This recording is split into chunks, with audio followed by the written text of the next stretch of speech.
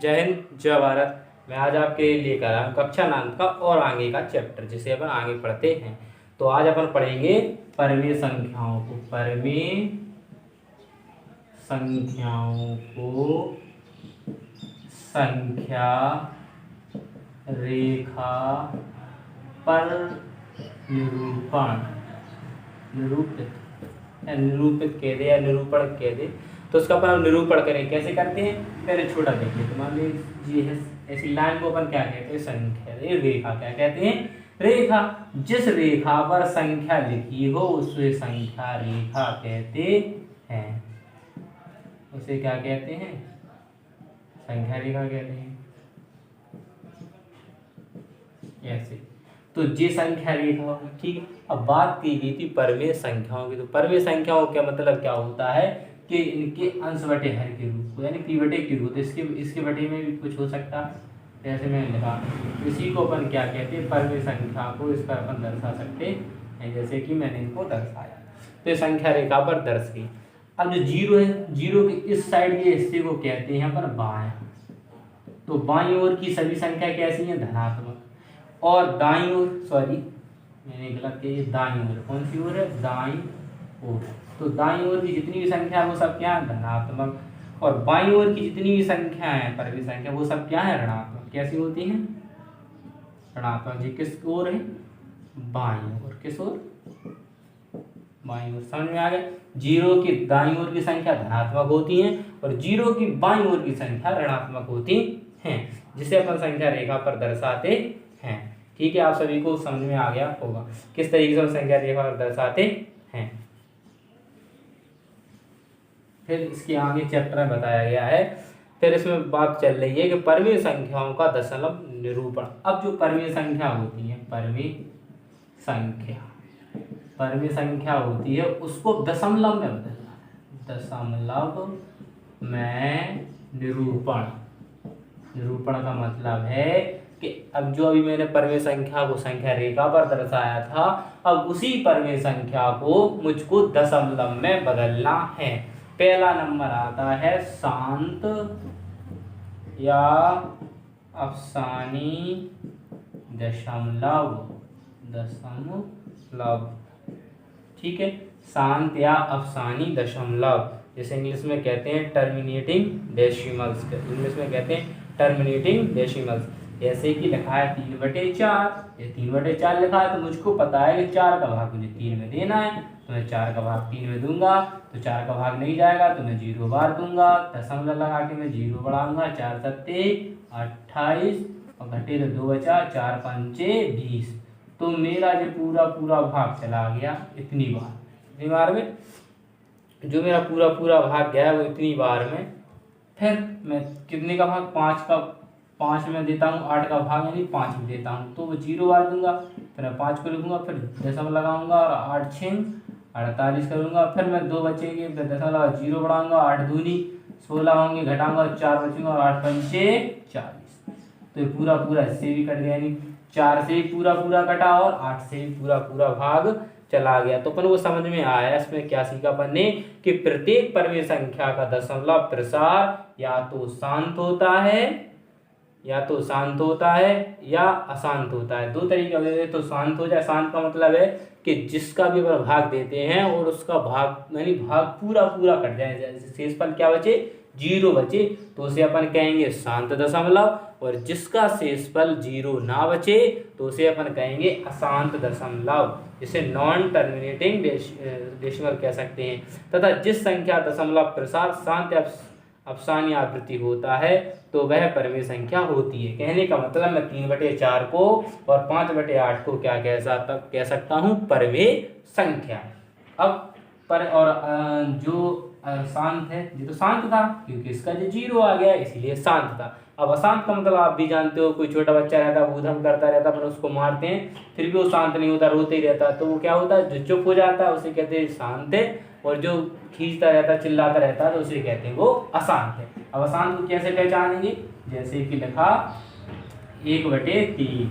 अब मैं 3 का भाग 1 में दूंगा तो भाग जाएगा पहले 0 बार, घटेगा तो 1 बचेगा, दशमलव लगाऊंगा तो मैं 0 बढ़ाऊंगा, 3 × 9, घटा तो 1 बचा, दशमलव लगा, 0 बढ़ेगा 3 त्रिका 9, घटेगा तो एक बचेगा 3 त्रिका 9, घटता जाएगा। तो देखो इस सब सवाल को देगा ना, तो इसका क्या सब भाग जाता जा रहा, घटता जा जाता है, शेष पर कभी भी 0 नहीं बच सकता है। तो इसको मैं कह सकता हूँ अशांत दशमलव, और इसको मैं कह सकता हूँ अपरिमेय संख्या। आप लोगों को समझ में आया होगा, आशा करता हूँ। ठीक है, इसे अपन अपरिमेय संख्या में कहेंगे। अब आता है कि अशांत आवृत्ति दशमलव, अनंत दशमलव। ठीक है, और इसको अपन जो संख्या बार बार रिपीट होती है, तो मैं उसको ऐसे भी लिख सकता हूँ, जिस पर भी ये बार चिन्ह चढ़ा होता है उसका मतलब है कि वो संख्या बार बार आ रही है। इसीलिए जिस भी संख्या अंक पर ये बार का चिन्ह होता है, समझ लो वो संख्या बार बार रिपीट हो रही है। ठीक है, तो आशा करता हूँ आपको ये समझ में आ गया होगा। ठीक है,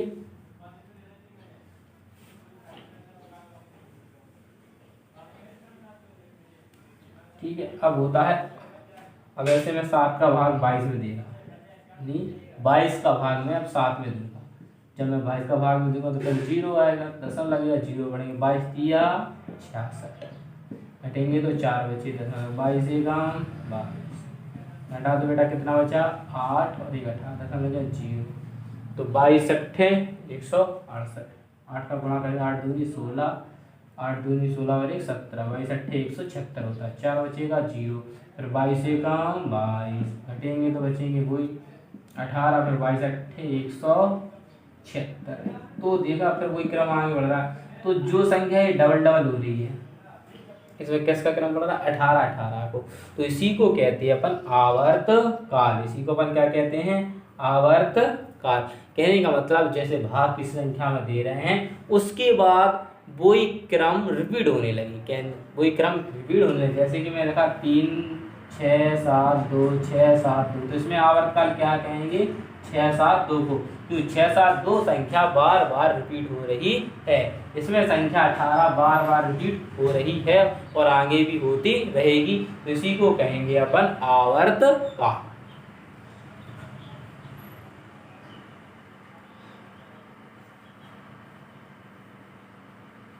अब आता है क्वेश्चन, कैसे अपन से वो क्वेश्चन कहेगा कि 22/7 को दशमलव प्रसार व आवर्त ज्ञात किया था, इसकी आवर्त की लंबाई भी अपन से पूछ सकता है, किसी आवर्त की लंबाई कितनी है। आवर्त की लंबाई का मतलब जैसे कि अभी मैंने भाग किया था जो 22/7 का 7/22 था, तो 7/22 से मैंने भाग दिया, मेरा आंसर आया था 0.318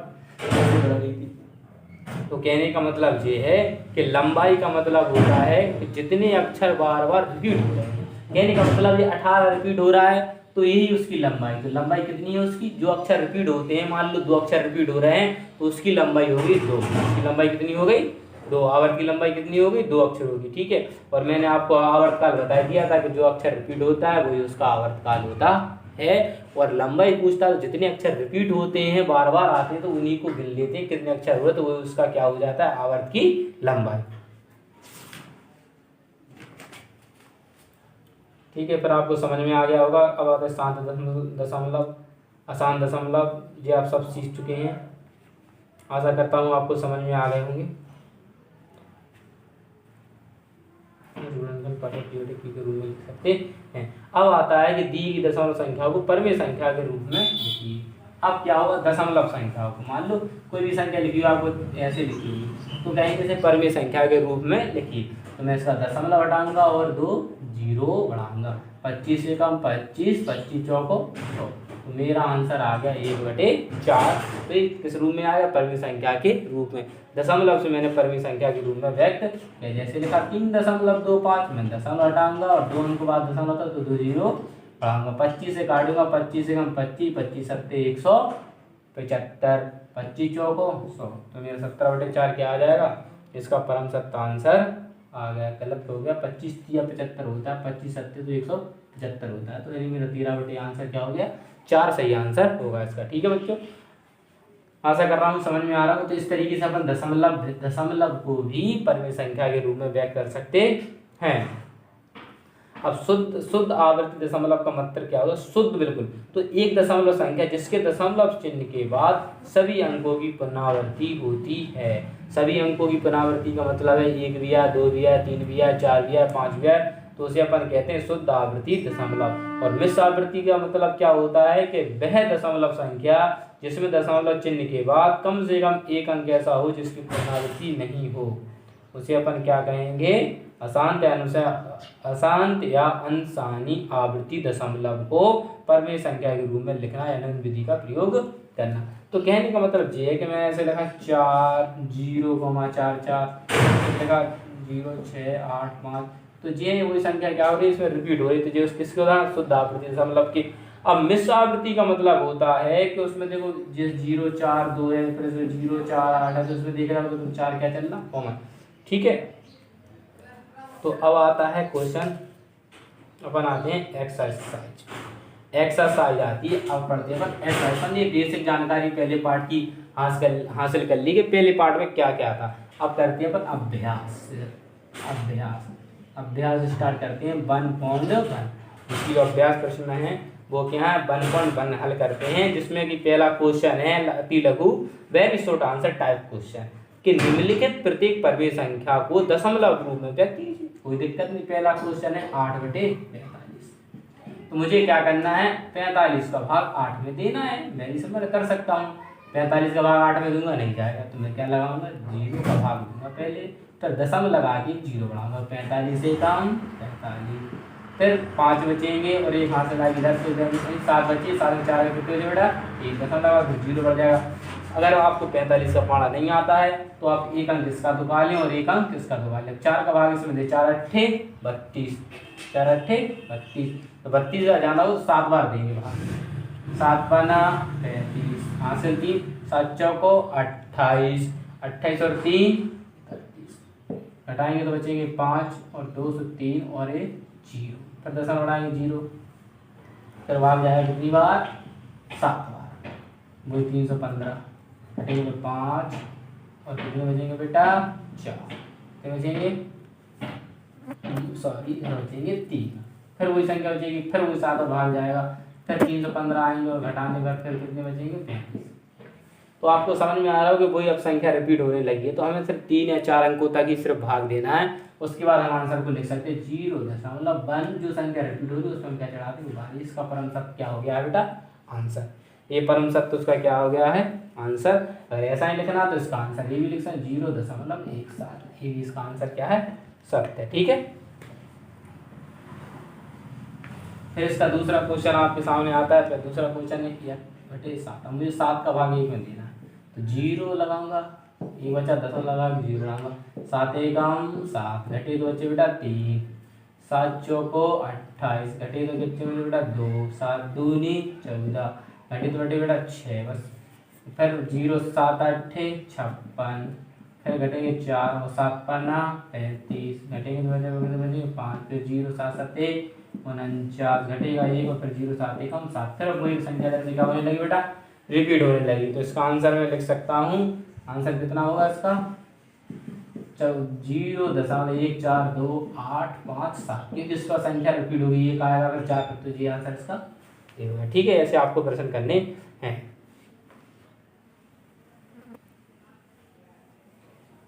आशा करता हूँ आपको समझ में आ रहे होंगे सवाल। फिर से देखता हूँ इसको, एक बार फिर से बताता हूँ।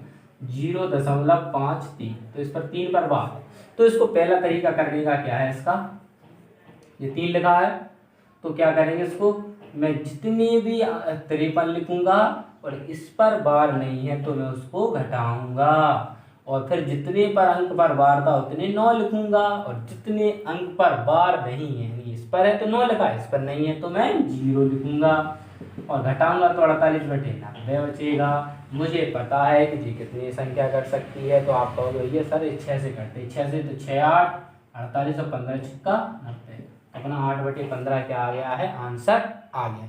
जो तो अपना पहला तरीका था। अब मैं आपको दूसरे तरीके से बताता हूँ, दूसरे तरीके से कैसे करते हैं इसको हल। तो दूसरे तरीके से हल कैसे करते हैं इसको, दूसरा तरीका इसका क्या है कि ये लिखा है तो मैं लिखूंगा ऐसे, संख्या माना x बराबर, क्या लिखूंगा ऐसे, माना x बराबर कितना दिया है इसको, 0.53, जिस अंक पर बार रहता तो उसी को मैं क्या कर दूंगा, पुनरावृत्ति जैसे लिख सकता हूँ 0 5 3 3 3, ऐसे मैं इसको लिख सकता हूँ क्योंकि मैंने सीखा है। फिर मैं देखूंगा बार कितने अंक पर था बेटा, 1 अंक पर, तो मैं लिखूंगा दोनों पक्षों में 10 से गुणा करने पर। अगर बेटा 1 अंक पर बार होगा तो 10 से गुणा होगा, अगर 2 अंक पर बार होगा तो 100 से गुणा होगा, अगर 3 अंक पर बार होगा तो 1000 से गुणा होगा। तो इधर भी अपन 10 से गुणा करेंगे और इधर भी अपन 10 से गुणा करेंगे। दशमलव हटाएंगे, 4 अंक है तो 4, 0 बढ़ाएंगे, 1 0 से 1 0 कट गया, ये 10x हो गए। अब इस जो 3 अंक 3 0 बचे तो 3 अंक बाद क्या लग जाएगा बेटा, इसमें दशमलव लग जाएगा। अब मैं क्या करूंगा कि जो मेरी ये संख्या आई है, अब मैं इसमें से क्या करूंगा, जे वाली संख्या को घटाऊंगा। इसको क्यों घटाऊंगा, जिससे कि मैं x को लिख सकूं। देखो जैसे साइड से घटाए बता सकता हूँ, जैसे लिखा 5 3 3 3 में तुम क्या घटाओगे, दशमलव 5 3 3 घटा दोगे, घटाओगे तो क्या बचेगा बेटा 0 0, 13 में से 5 गया तो 8.4। तो इसको तुम क्या लिख सकते हो बेटा, 4.8 प्लस के लिखोगे 0.53। जब आप इसमें से 0.533 घटाओगे तो ये टुकड़ा जे हो जाएगा और एक जे। अगर तुम इन दोनों को जोड़ दोगे तो आंसर कितना आएगा बेटा, इतना आएगा।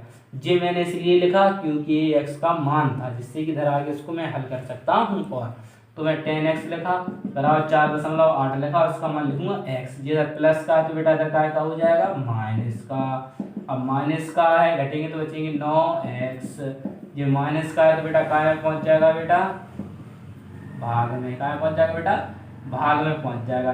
दशमलव हटाएंगे बेटा क्या बढ़ाएंगे, 1 0। क्या बढ़ाएंगे, 1 0। हमें इससे अब कैसे कट रहा है तो हमें पता है ये 8 से कट रहा है। किससे, 8 तो 8 सॉरी 6 से, 6 8 48 और 15 छक्का, तो अपना आंसर आ गया 8/15 परम सत्य आंसर। इसी प्रकार से आपको इस प्रश्नावली के पूरे सवाल करने हैं। अगर आपको कोई भी सवाल नहीं आता तो आप मुझे कमेंट करके बता सकते हैं, भैया मुझे ये सवाल नहीं आया, तो मैं जरूर उसका सॉल्यूशन करके आपको बताऊंगा।